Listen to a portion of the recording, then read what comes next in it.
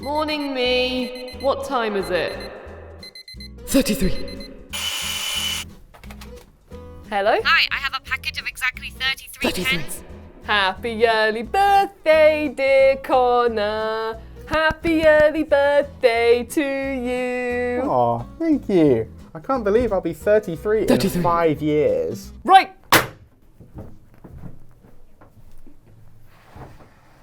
I can't take it anymore, I can't get it out of my mind, so I'm going to sit here and talk about Clair Obscur Expedition 33.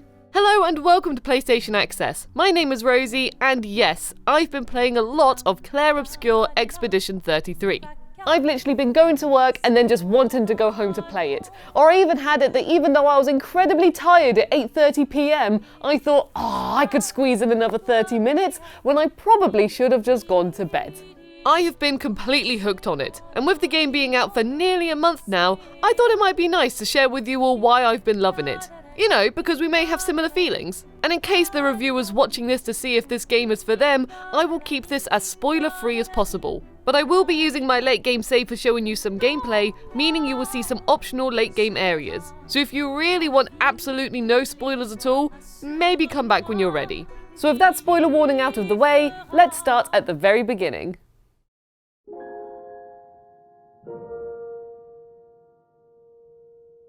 Oh! See what I've done here? Replicating the game with how it uses acts to break down its story. Aren't I a clever bunny? First up, I just want to very quickly say that, oh my god, the story of this game is amazing. The basic premise is that every year, a being known as the Paintress writes a number on a big rock, and every year it goes down by 1. And if you're the same age or older as that number, you will die. And everyone hates that this is a thing, and some are willing to risk their lives in order to stop it. So every year, a group of people will go off on an expedition, leaving their home, Lumiere, to find the Paintress so that she'll never paint another deadly number again. And this year, it's Expedition 33, who go on the quest. Everyone was immediately hooked by this premise when it was first announced, but then when you actually play the game, my gosh, you're on one hell of a roller coaster which you're not expecting. I'm literally holding myself back because I want to talk about all the events because they're so good. But what I will say is that I cried really wet sloppy tears, I laughed many loud ha-ha-has, I gasped, and I was still thinking about this game's entire story, themes and characters well after I finished the game. The writing is beautiful, the actors' performances are superb, and it's definitely something you should experience for yourself. Also, SKA is easily my favourite character. I absolutely love him, and I think we all need to be more like him. You're the smartest, and the fastest, and the funniest, and the bestest, and the strongest, and the fluffiest. But like I said, it's still a little bit too early to talk about some elements of the story, and it's not the only reason why I love it. I also love it because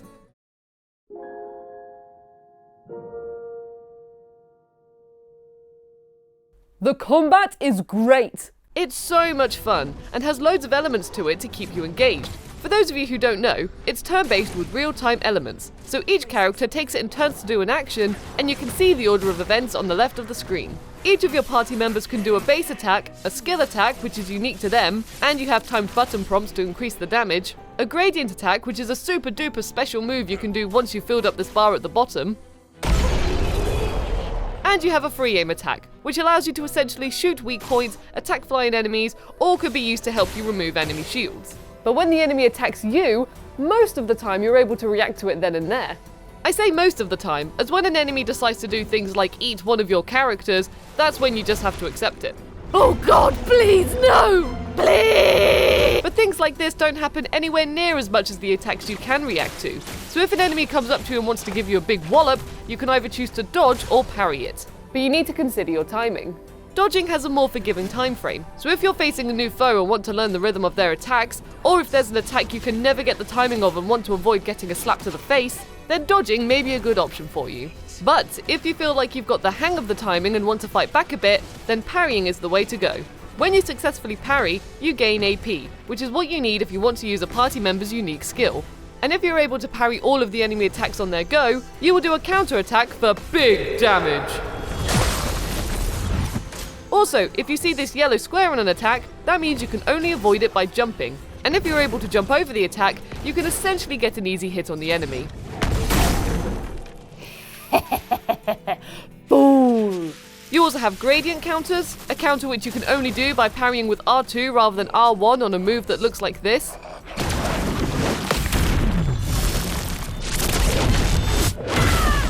You have a break bar which you can fill up and break to stun an enemy for a certain amount of time. And I absolutely love how each character not only has their own unique skills, but they all work in unique ways. Such as Minoko's wheel, which spins depending on which skill you use, such as this skill turning the pointer 5 times, and any skill which has the same colour as where the pointer lands will have perks on your next turn. And with all of the skills having benefits under certain circumstances, it means you can build some fantastic strategies and feel like a boss. Such as getting Lune to apply burn on an enemy, so Mael can then use this skill to go into the best stance, Virtuoso, which increases her attacks by 200%.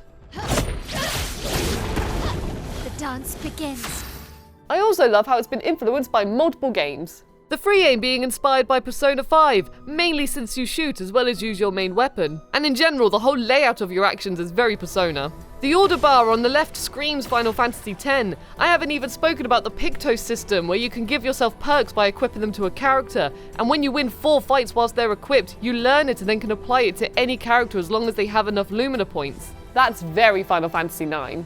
The quick time events when you attack a very Super Mario RPG. And, now this is probably because I finished this just before I played this game, but the parry system, with its rhythm and timing, takes me back to playing Sekiro Shadows Die Twice. Only rather than hearing ding, ding, ding, you hear boosh, boosh, boosh. And just like in Sekiro, if there's a challenging fight and I failed, I didn't feel like it was the game being cruel at all. But it was my fault, I just needed to practice and get better with the timing. No matter the difficulty, it still always felt doable. So there were many times where I tried to do a fight when I was way too underleveled, but my stubbornness got the better of me, and I kept on trying until I accepted that I should probably be able to take more than one hit from the enemy without dying. Whoopsie! And just quickly, it's time for a bonus point, which has nothing to do with the combat, but I didn't know where else to put it in this video. As it's not only the combat that's been influenced by multiple games, but also the world map, as it feels very classic RPG-y. As soon as I stepped into this world map, I was teleported back to experiencing Final Fantasy VII's world map for the first time again, or any other earlier Final Fantasy game for that matter. I think it's the fact that not only have they shrunk the landscape and you and the enemies seem a bit bigger, so you still feel like you're going on a grand adventure in a more condensed space, but you also have secrets and goodies you can find as you explore, or enemies you can find on the map. Some of them definitely asking you to come back once you've leveled up a bit.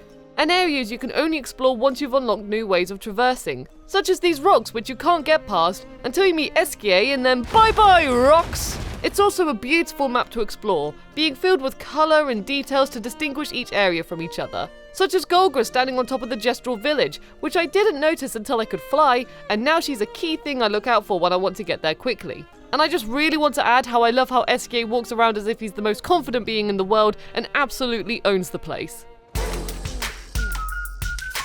But the world map isn't the only thing in this game that's beautiful. Leading us to...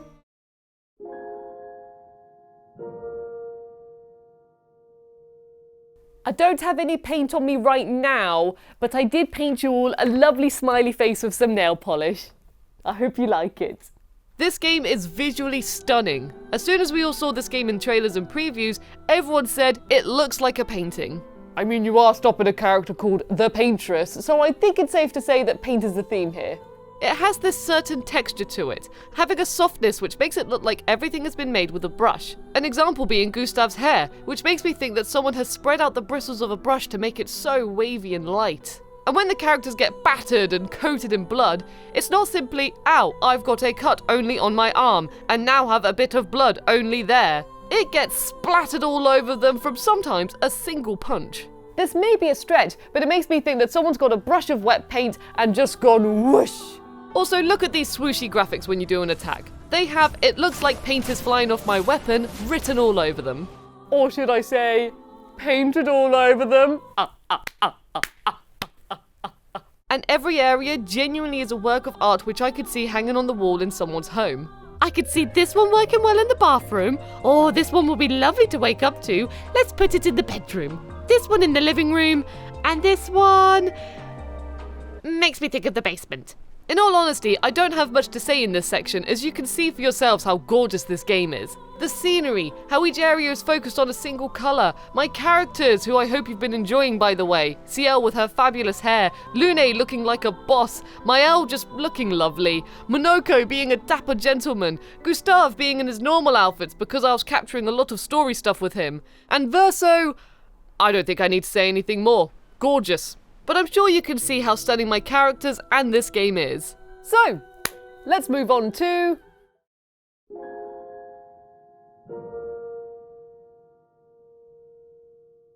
I haven't stopped listening to this soundtrack ever since it came out on Spotify. Phenomenal. That's how I'd summarise the music in this game.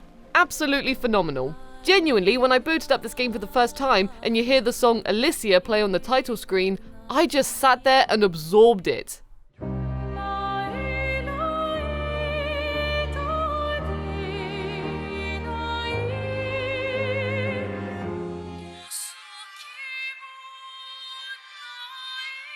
I can feel every ounce of emotion coming out of this soundtrack, and it's so powerful it's got many physical reactions out of me. Goosebumps, tears, cheers, dancing without realising it. Honestly, just listening to this soundtrack alone is wonderful. I've spoken about many things I love about this game, but I think the music is the thing I love the most. It's filled with drama, determination,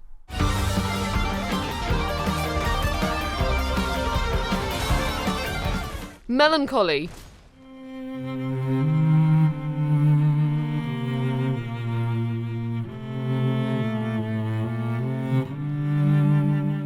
mystery,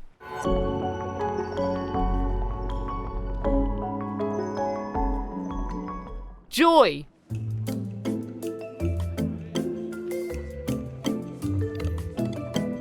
to be fair, everything about the Gestrels made me happy.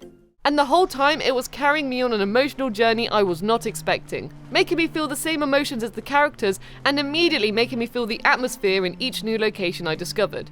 Apart from an area called White Sands where I didn't know what to think. Accords silencieux de nos âmes, lèvres fantômes, et râles pâles.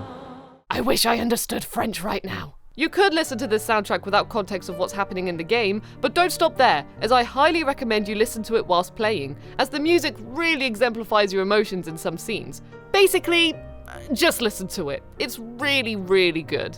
I guess all that's left now is...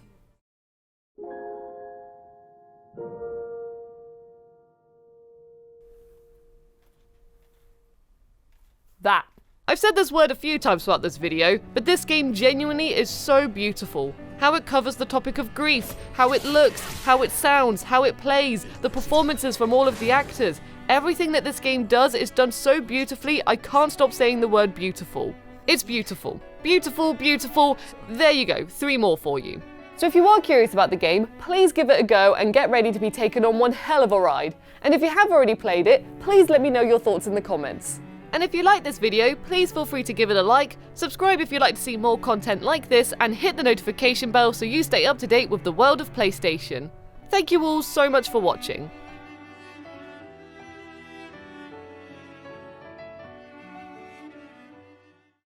PlayStation